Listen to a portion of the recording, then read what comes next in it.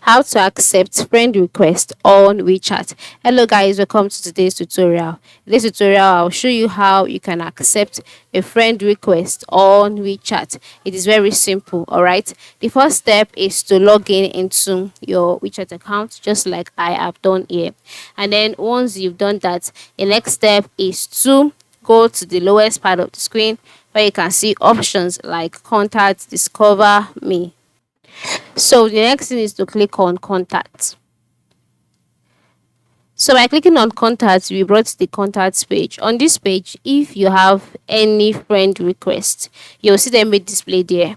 Alright. So the next thing for you to do is to press add or accept to add or accept friends.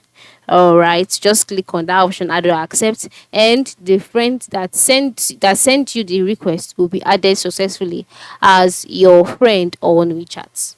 So this is the official way to accept friends on WeChat. So I hope this tutorial has helped you. Remember to manage your contacts and connect with friends seamlessly. Thank you and have a happy chatting moment.